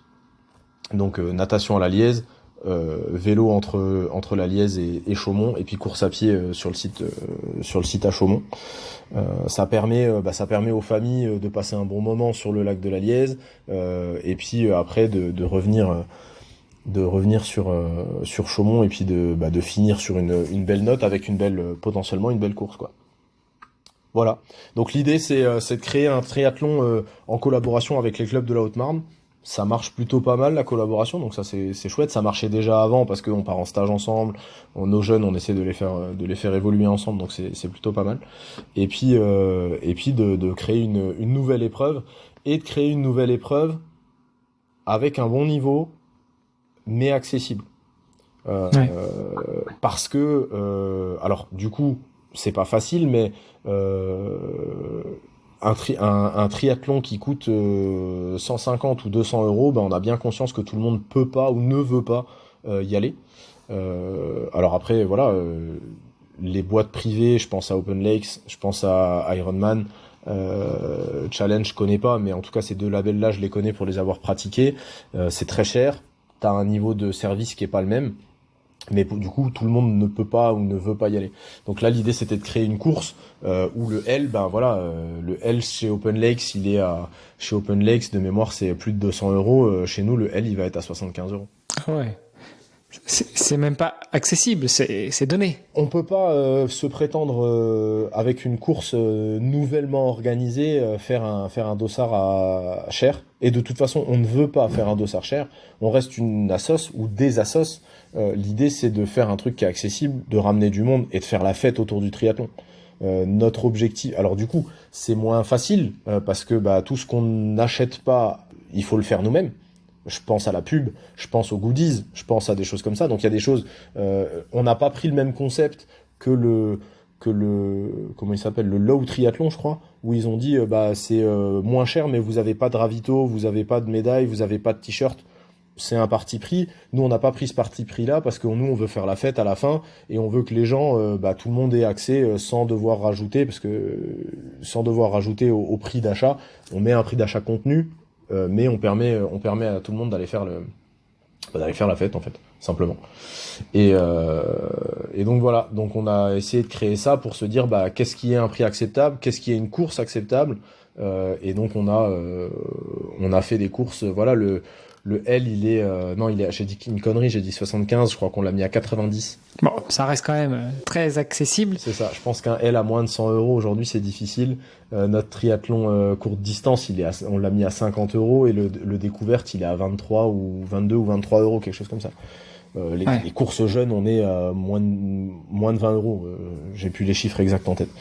Mais voilà, l'idée c'est vraiment de créer un événement pour pouvoir promouvoir le triathlon, pour pouvoir permettre aux gens qui ont envie d'essayer, d'y essayer, pour pouvoir permettre aux gens qui connaissent de se faire plaisir sur un parcours qui est chouette, parce que la Haute-Marne à vélo, c'est vraiment bien.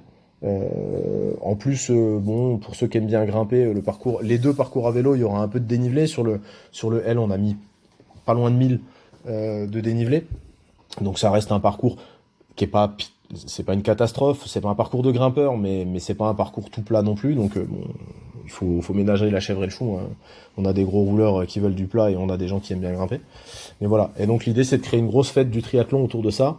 Et puis de pouvoir montrer que même les assos savent faire des événements qui attirent du monde et qui fonctionnent, et on n'a pas besoin d'aller demander à du privé de faire, même s'ils le font très bien. J'ai aucun problème avec ces choses-là.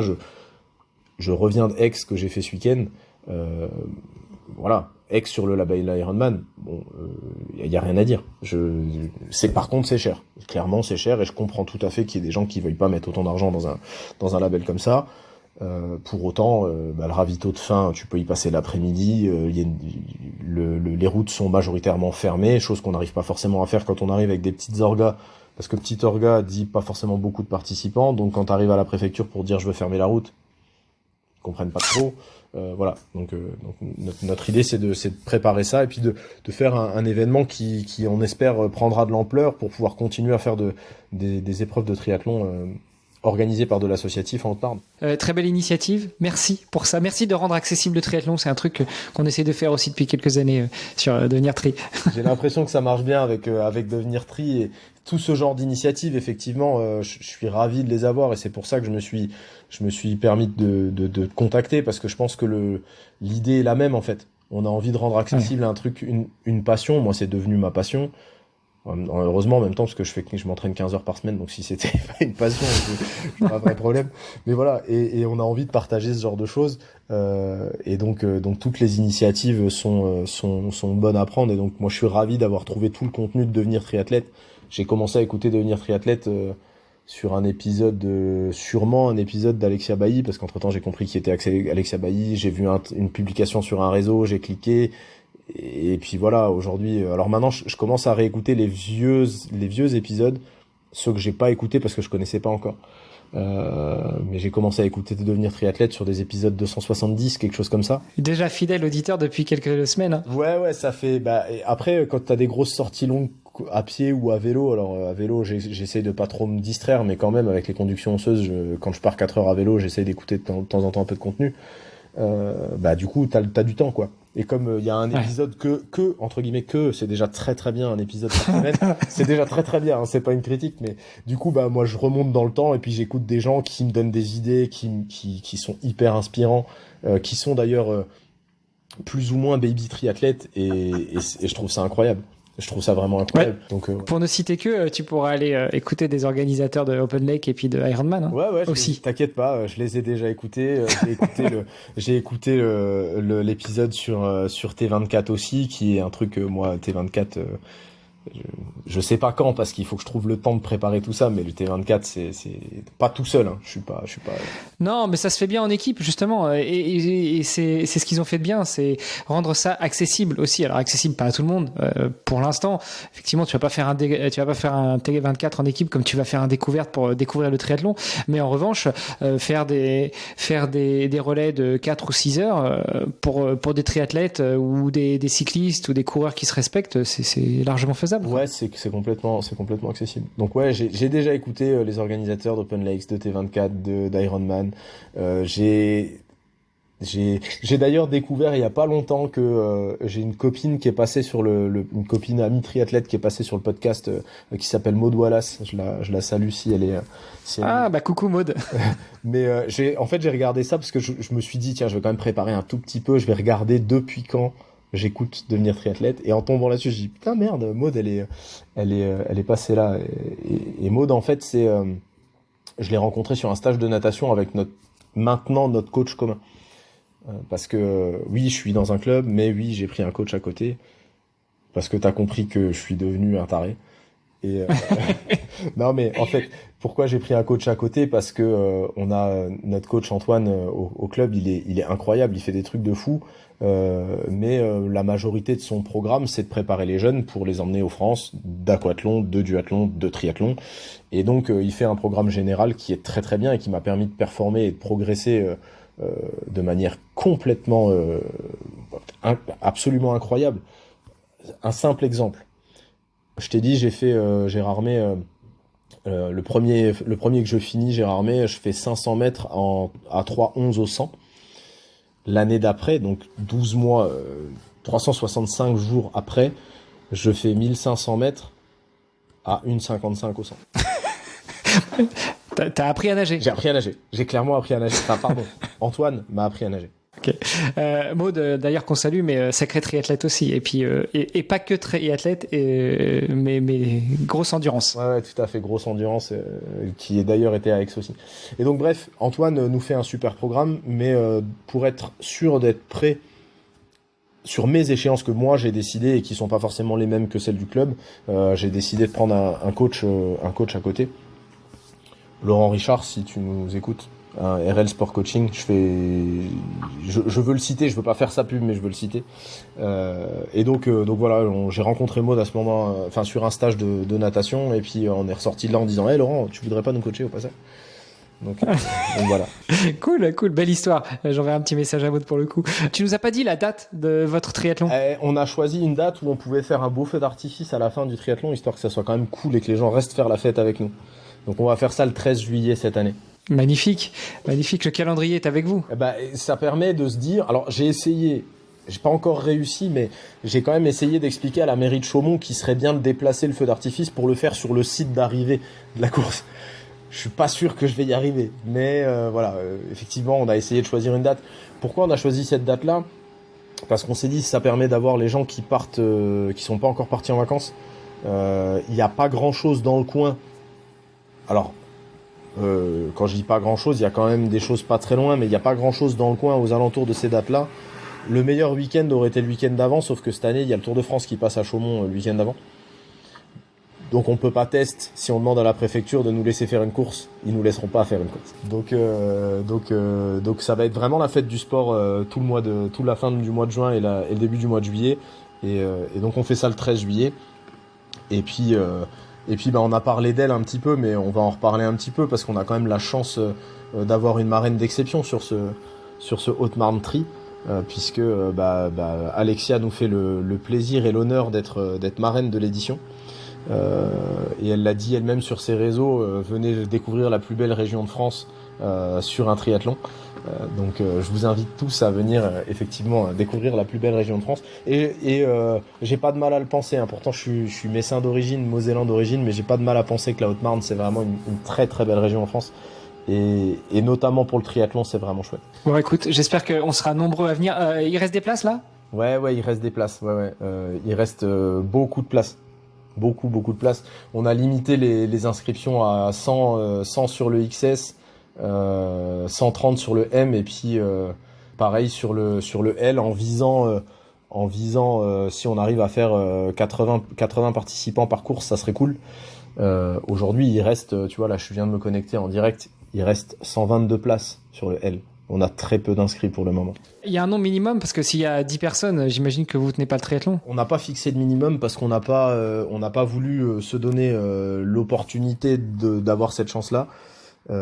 Effectivement, si on est trop peu, on fera pas, on annulera, on adaptera, on verra bien ce qu'on fait. Parce qu'effectivement pour 10 on va pas pouvoir bloquer les routes et lancer ce type d'orga. J'ai quand même un peu de confiance en me disant que on est en retard sur la com, mais on l'a commencé et on s'entête à le faire plutôt bien. C'est aussi pour ça que je t'avais contacté en disant viens on parle de ça, tu vas peut-être nous aider à trouver des curieux qui ont envie de venir voir la Haute-Marne et faire un nouveau triathlon.